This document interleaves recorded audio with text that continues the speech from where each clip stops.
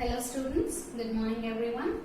So in the previous class we have discussed the different large sample test procedures, that is under large sample what are the different steps to test the significance in our unit 2. So in the last class we have started second unit, right? So in the second unit the first topic is large sample test. So in the large sample test, when do you consider a sample as a large sample? If your sample size n is greater than or equals to 30, then it is regarded as a large sample.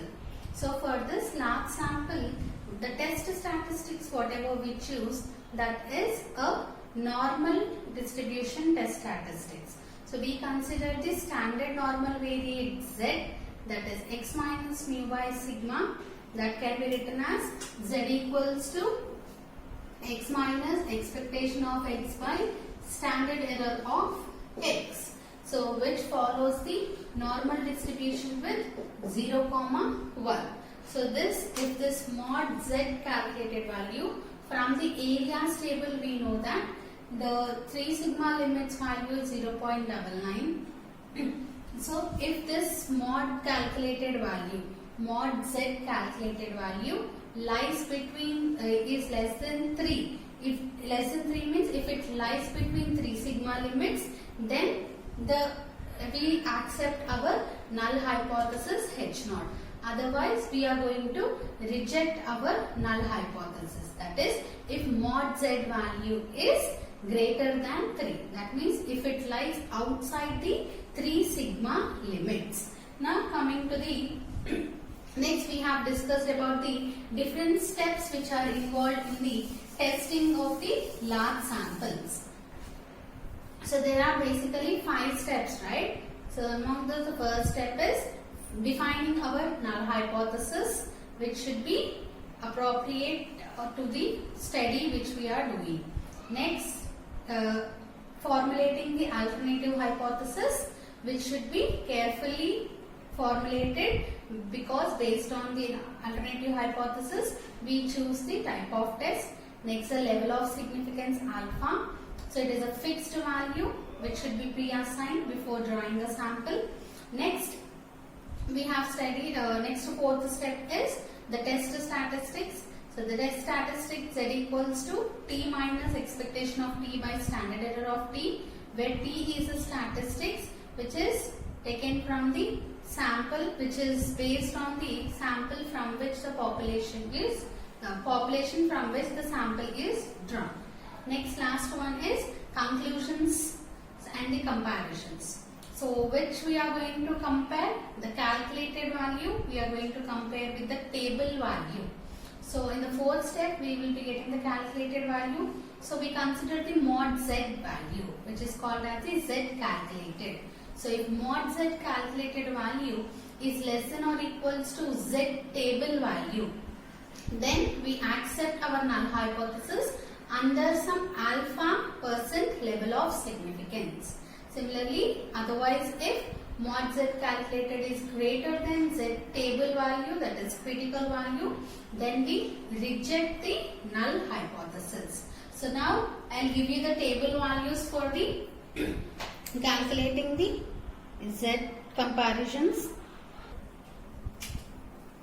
So critical values, which are also known as the tabulated values. So for z alpha values, these are the z tab values, which are also known as z alpha values or z critical values or tabulated values. So critical value.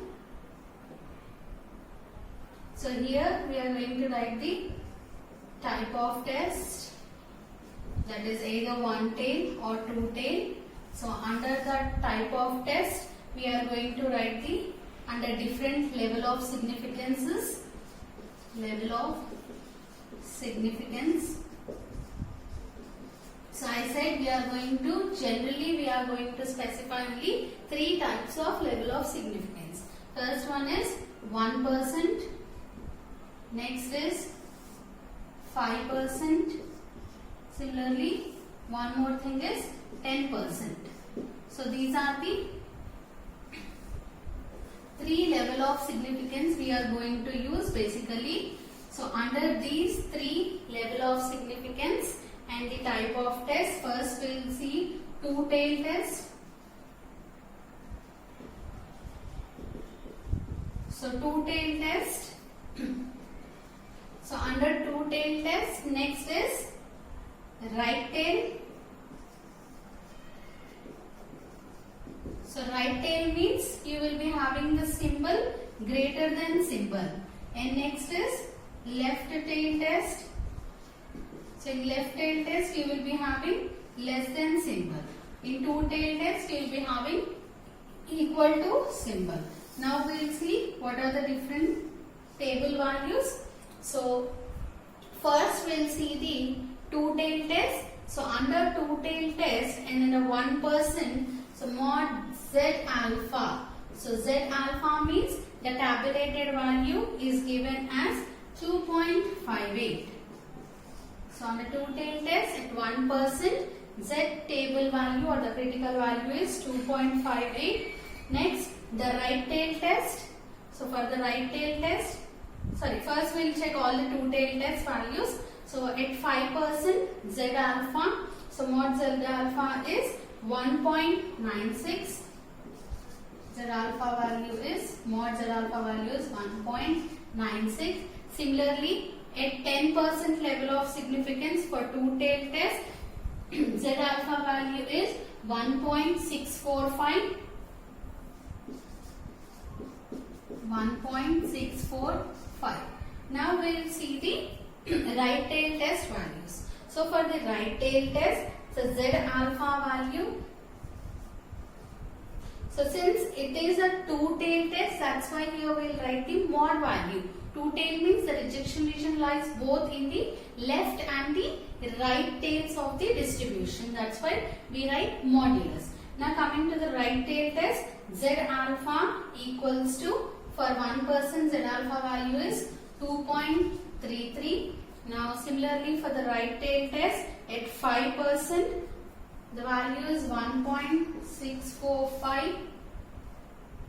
Next for the 10% right tail, for the right tail test 10%, Z alpha value is 1.28.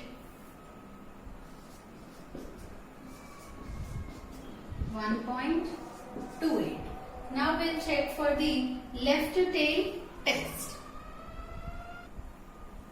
Now coming to the left tail test.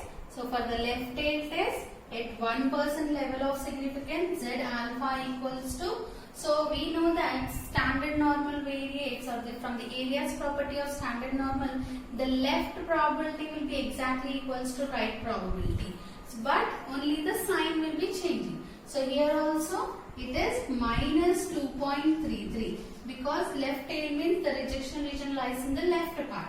So here Z alpha equals to minus 1.645. Similarly, for the left tail test 10%, Z alpha equals to minus 1.28. So since it is a right tail test, we will have the positive values. It is a left tail test, we will have the negative values. And for two tail test, we consider the modulus because both will be considered plus and minus. Rejection region lies in the both the parts. So these are the critical values or the table values which are required to take the conclusions in our large sample test. So you have to remember all these values. So mainly 5% and 1% should be, you have to remember very well. So mostly we will be using 1% or 5%. 10% very rarely we use the 10% level of significance. So remember for the two-tailed test, at 1% level of significance, mod Z alpha value is 2.58. At 5%, mod Z alpha value is 1.96. At 10%, mod Z alpha value is 1.645. So for right tail and left tail, the values will be same, but the sign will be different. For the right tail test, we will have the positive probability, that is Z alpha, and for the left tail test, we will have the Z value that is in the negative sign, that is here we have plus 2.33 means here minus 2.33, here plus 1.645 for 5%. Similarly for 5% left tail is minus 1.645 and for 10% right tail is 1.28 and left tail is minus 1.28. So copy this one. So everyone write down this critical value tables in your notes. Now we will start our large sample test. So what are the different large sample tests we have? How to solve this one? So all the large sample tests will have the almost same procedure. In the last class we have written the procedure, right? The different 5 steps. So it may be any test, the procedure will be same.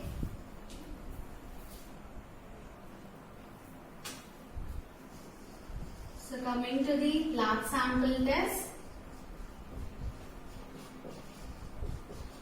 So we have few types of large sample tests. What are the different large sample tests we are going to discuss in unit 2R? The first one is large sample test for the testing the significance of test. Significance of test for the single proportion. So whenever you have single proportion means you are going to find the percentages of probability proportion. So among total n values, what is the, if you have 2 varieties, what is the proportion of the first one? If you have boys and girls in the class, what is the proportion of girls to the boys? So we find in proportion, right? So whenever you have single proportions, so whenever single proportion means based on only one sample, single proportion is there. How to test the significance of that single proportion for the large sample test we are going to study. Next is significance of test for 2 proportions.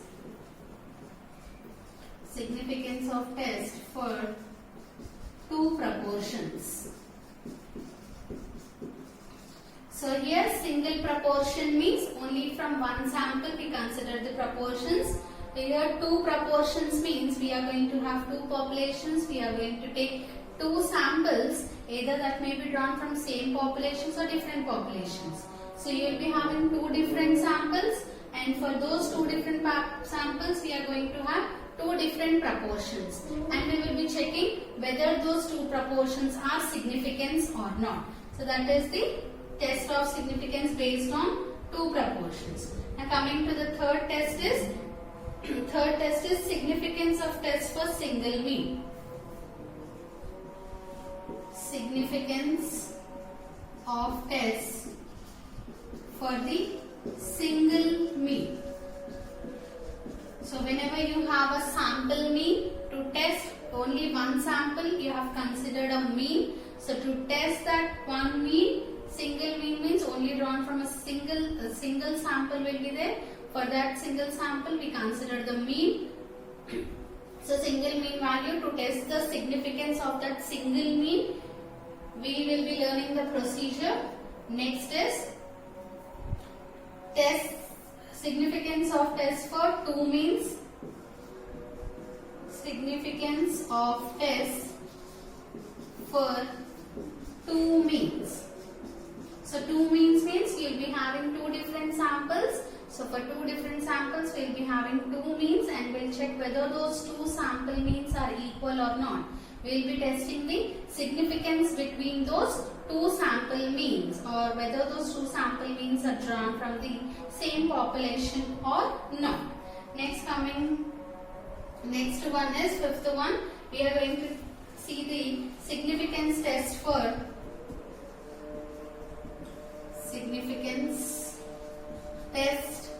for 2 standard deviations. 2 standard deviations. So we will be learning both single standard deviation and 2 standard deviation also. So under large sample we are going to see the test of significance for the 2 standard deviations. So whenever two standard deviations means it is the difference of the two standard deviation. That means is there any different significance between the two standard deviations? Whenever you have two standard deviations, that is sigma 1, sigma 2, we will be testing the significance between those two standard deviations. So these are the different tests we are going to learn under the large sample test. So today first we will start about the significance of test for the single proportion.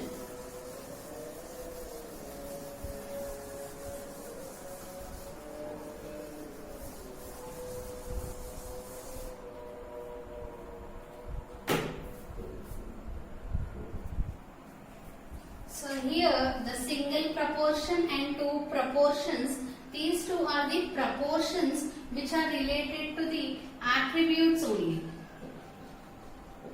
Attributes means we are going to check only the presence or absence of that attribute. Whereas coming to the single mean, two mean, standard deviation, all this relates to the variables, that is the numerical values. So coming to here, we consider one attribute. So let A be an attribute. I am considering an attribute A. So this attribute A having n persons,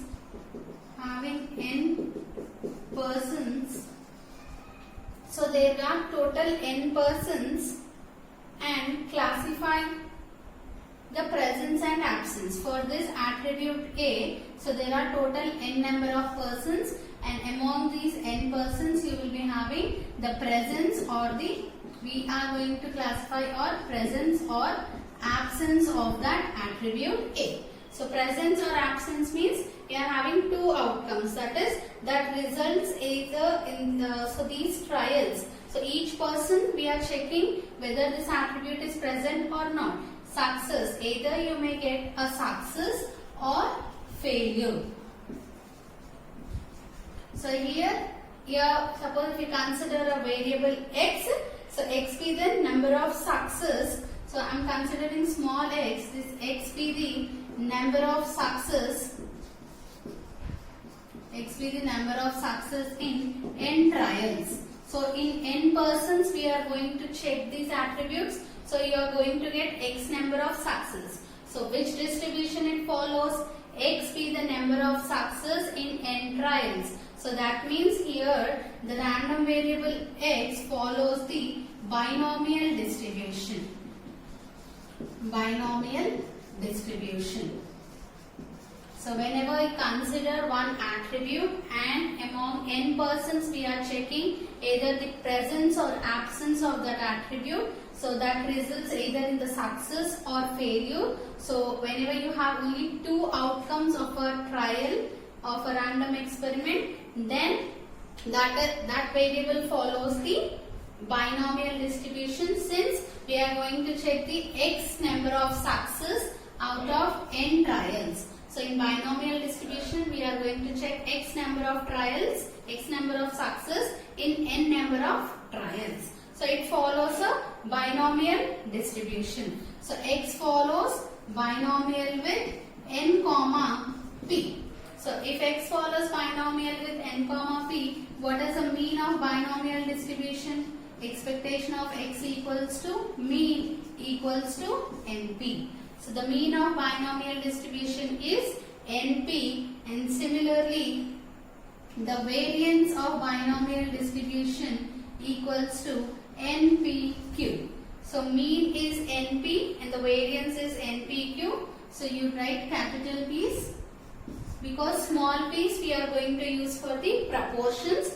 Capital P we are going to denote with the probabilities of the success.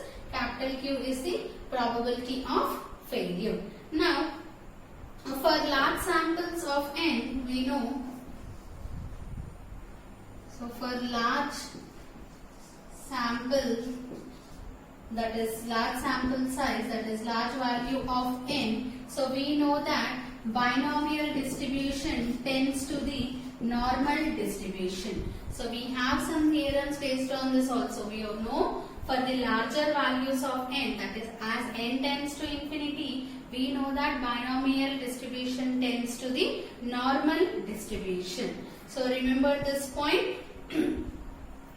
Now we are going to, what is the first step?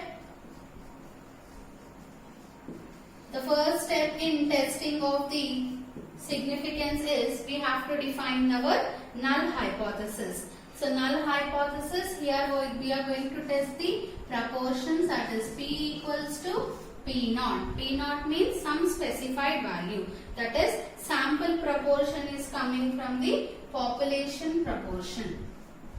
Sample proportion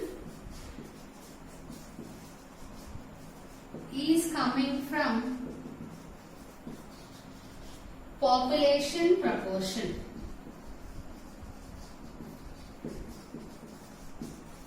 So that means whatever the sample proportion we have considered, that is coming from the population proportion only.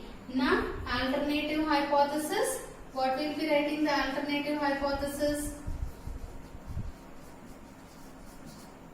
So coming to alternative hypothesis, here we can write three types of alternative hypothesis here. That is H1 such that P not equals to P naught, and H1 such that P greater than P naught, and H1 such that P less than P naught. So we are going to have three types of alternative hypothesis. P not equals to P naught means it is the two-tailed test, and if P greater than P naught, P greater than P naught means it is, here you have the greater than symbol. So whenever you have greater than symbol means it is a right tail test.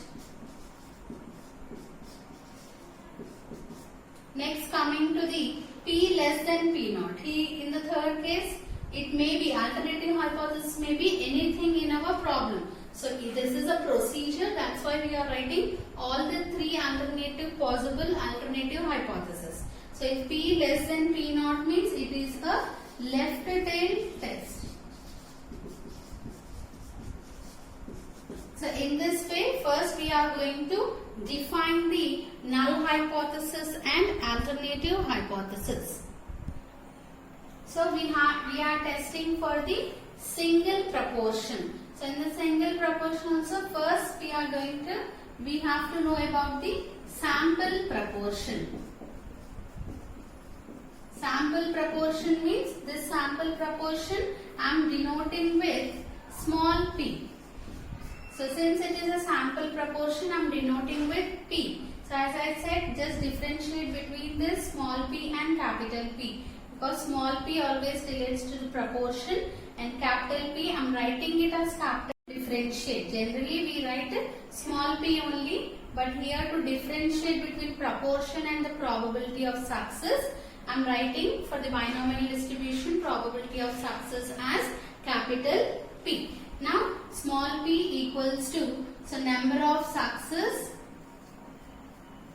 So how we will be writing proportion? Number of success by total number of trials.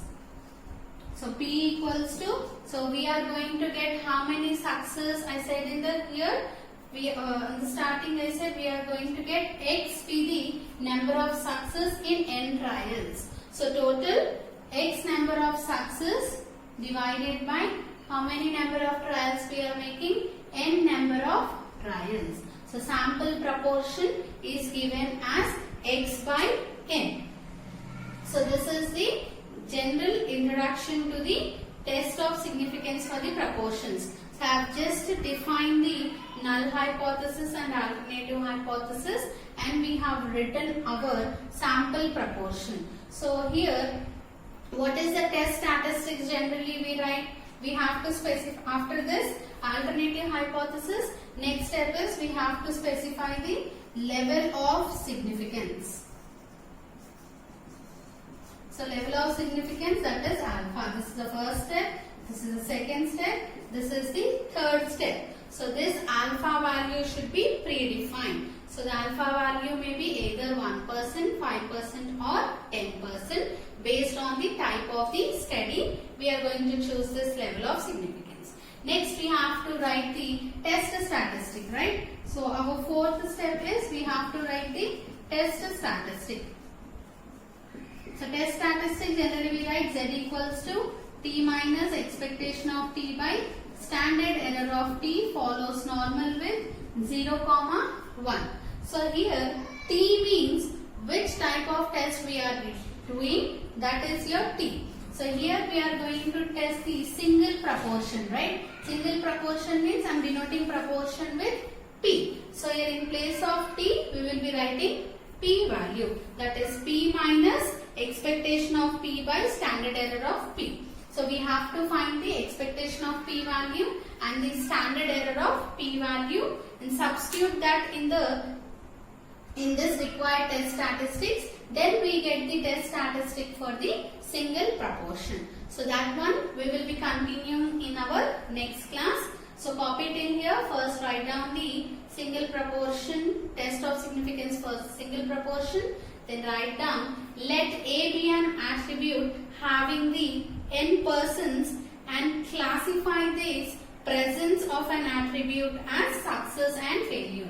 We will be writing the presence of an attribute as success or failure. So let x be the number of success and n independent trials we are going to make with the probability of success capital P and the probability of failure as capital Q equals to 1 minus P. So obviously whenever you have success and failure and you are checking for x number of success in n trials, it follows the binomial distribution. Write down the mean and variance of binomial distribution. Then write down for large values of n, binomial distribution tends to normal distribution, and then write the null hypothesis and alternative hypothesis. Remaining part will continue in our next class.